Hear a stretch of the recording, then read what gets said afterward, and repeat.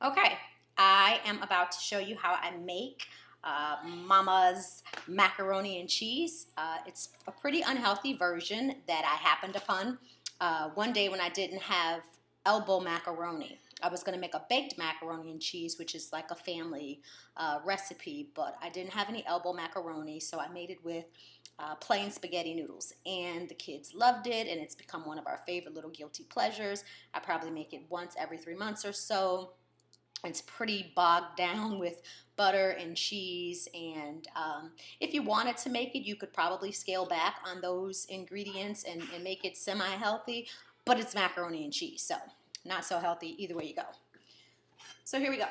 I have already drained some spaghetti noodles here, and you're kind of careful with the portion of them in relation to your pan. So it's not so deep, not too much can fit there, so you don't want to add too many. So I have milk, which is a powdered milk because I don't drink cow's milk regularly, but I do cook with it, so this is a powdered milk. That's why it's in this measuring cup. I never measure. So we'll give that a go around. And then I have beaten egg that's mixed with about a half a cup to a cup of cheese. I don't measure when I cook, so I'm not really good at things like that. Sometimes when I do this, I do make a roux on the stove and make a little cheese sauce to go in it. This is my very, very quick version of it.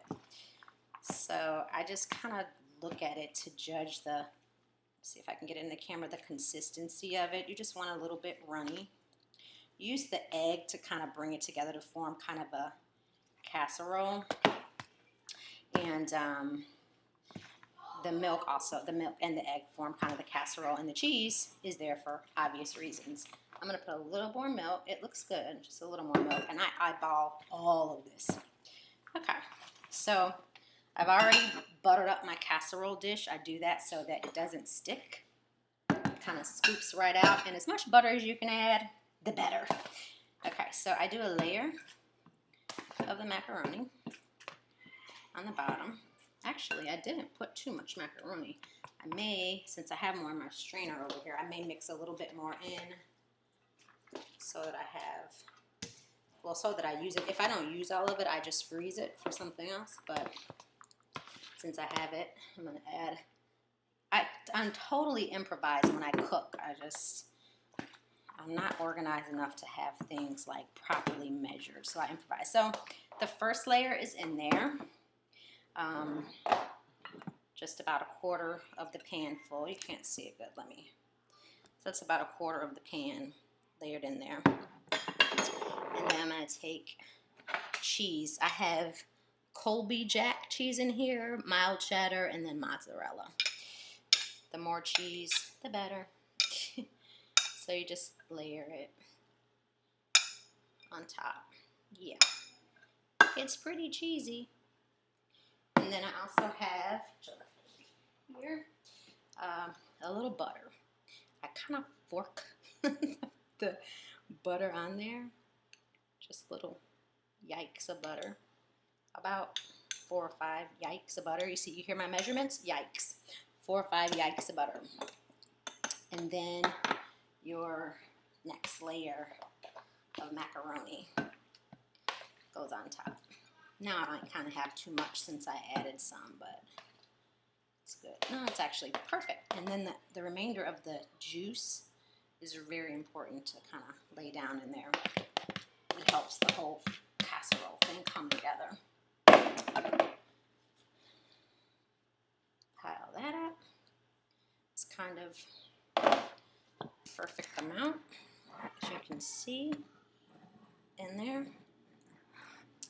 And then as much cheese as you would like to layer on top of that. That's a lot. It should be covered with cheese at the top. I got it in here. I'm going to use it all. Pretty. I tell my kids, when you see no more noodle, that's when it has enough cheese on it. And then a a couple more quick little dollops of butter. And, you know, however, it doesn't matter how they fall. I just try to keep them a little bit separate. This helps brown the macaroni and cheese on top when you're done. And, of course, it adds to the gooiness of it all. Okay, that's plenty enough butter. However you want to do it. I put the oven on about 375. I put a aluminum foil or the top to the casserole. This one doesn't have a top. I usually use one that has a top, but the top to the casserole on, and then the last 5 to 7 minutes, I turn the oven up to about 420. I take the top or the aluminum foil off, and I let it brown.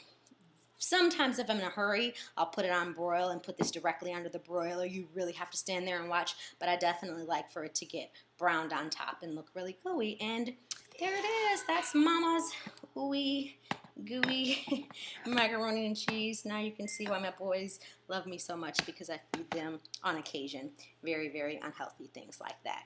Hope you enjoy.